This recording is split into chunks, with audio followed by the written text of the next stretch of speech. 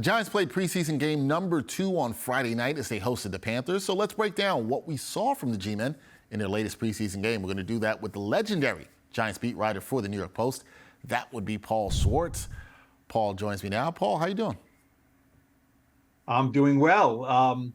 For years when Eli Manning was the quarterback of the Giants, you said, okay, he's going to come out, he's going to play one series, it's going to be nice and tidy and efficient, and then he's going to go back in. And Eli was not a great preseason player, and it was rarely tidy and efficient, and we always were left wondering. Well, we weren't left wondering after this game, were we? No, we were not. We're going to get right into it with that, Paul, because Giants fans have to like what they saw from the offense on their opening drive, which led to a quick, tidy, and efficient touchdown. Were you impressed with what you saw from Daniel Jones and company on Friday night?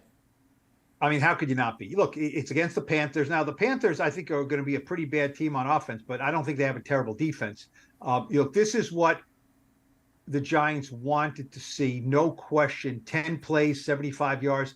Dexter, what have we been hearing all summer, right? Daniel Jones is comfortable. Stuff that I've been writing and saying, he's more comfortable. It's his second year in the system.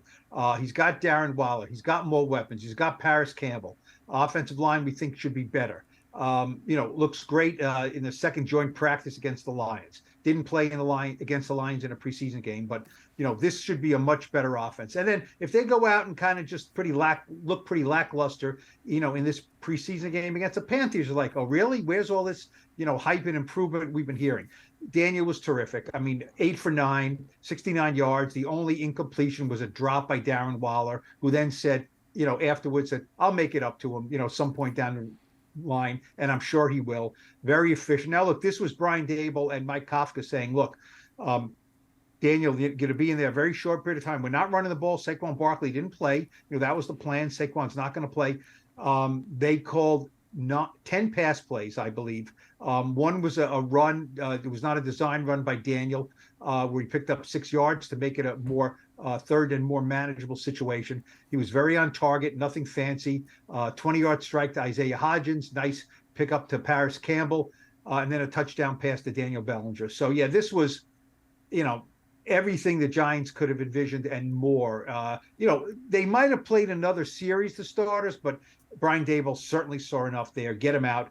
And, there was nothing to complain about with that first series with the starters and Daniel Jones. Nothing to complain about at all there. And we're talking about Daniel Jones, and he did hook up with tight end Darren Waller 3 times on Friday. The Giants QB, as you mentioned, he should be more comfortable in year 2 under Brian Daboll. But how much should Waller change the complexion of the Big Blue offense in 2023? Darren Waller is the guy that we're talking and writing about more than any other player. I mean, there's practice exploits every day, and practice. He's a 6'6" athlete. In 2019 and 2020, he was great, not good, great with the Raiders. Last 2 years with the Raiders, injuries, issues, and that's why the Giants were able to get him for a 3rd-round pick. They come out the first time they play together in a game, bang, bang, bang, 3 completions very quickly. The 1 drop on after Waller was hit, not a big deal. And just his presence out there, Dexter on the touchdown to Daniel Bellinger, both Darren Waller and Daniel Bellinger lined up on the left side and ran routes to that side of the field. And when Waller cut inside, 2 defenders who were influenced by him and cut inside, left Daniel Bellinger wide open kind of in the left flat there.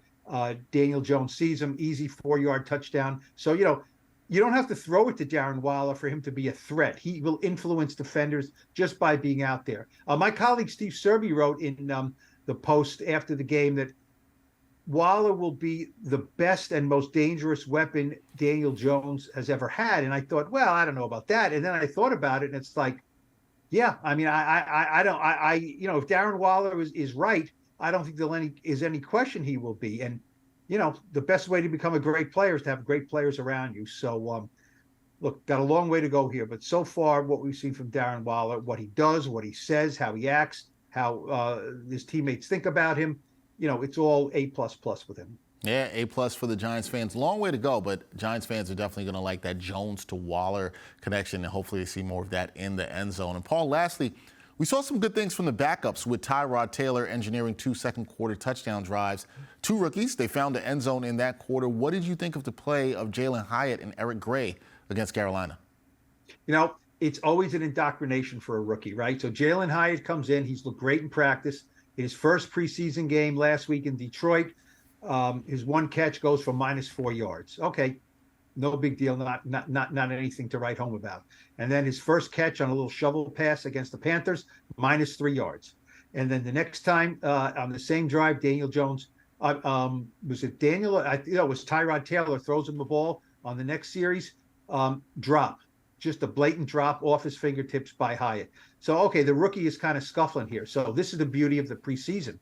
You just say, let's call the play again. Let's just call another play to Hyatt. We don't have to worry about the game so much. Mike Kafka says, we'll just go right back to it. Brian Dable says, great, let's see what the rookie can do. And Hyatt runs down the field. We know he's got great speed. He lines up in the slot, and he does an in-cut like he's faking a post route, cuts outside, completely loses the safety. Tyrod Taylor gets hit on the pass, nevertheless throws a 33-yard pass right into Hyatt's hands, touchdown. So, very good. Is Hyatt going to be a great player right away? I don't think so, but if he has that vertical speed, that stuff goes on tape. He runs fast and straight, and you have to account for him because if he's open, they'll throw it to him. If he's not open, then somebody else could be open because of the attention he's going to get. So, is he going to be a third-round steal? He might be. He's a very promising rookie. As far as Eric Gray, the Giants are looking at him as the kick returner and the punt returner, and so far so good. He's fielded the ball well, made a nice decision. Kickoff drops right inside the 5-yard line. A lot of times the rookie gets all jittery. Well, I better get on the ball. He waited. The ball rolled out of bounds. No problem there. Good move, good decision. 9-yard touchdown run. It was blocked well. Daniel Bellinger and the rookie, John Michael Schmitz, both had good blocks for about 5 yards. It was a nice 5-yard run. The last 4 yards, Eric Gray had to get some of it himself. And, Brian Dable said it on Saturday after the game. Sometimes down in that tight red zone area there, you just have to be tougher than the other guy. It doesn't always bust wide open. So 5 yards busted open nicely. The last 3 or 4, Eric Gray had to get a bunch of it himself. He did just edge into the end zone. Replay review, called it a touchdown. So, Gray hasn't gone crazy, and he hasn't looked crazy good as a running back so far. But if his role this year is to be active for games and be the punt and kick returner, and once in a while be used out of the backfield as a running back, that's a great role for a rookie. Yeah, could be a great role for him. We'll see what Gray can do. We'll see what Hyatt can do. We'll see what the Giants can do. Up next for them in terms of preseason games is the Snoopy Bowl. Jets-Giants will play. Paul Schwartz will be all on top of that as he continues Giants coverage throughout camp. Paul, thank you for the insight as always, and we will talk again soon about Big Blue. Good grief, Dexter. Yes, in homage to the Snoopy Bowl. I like the tie in there. I like that. Well done, Paul. Well done.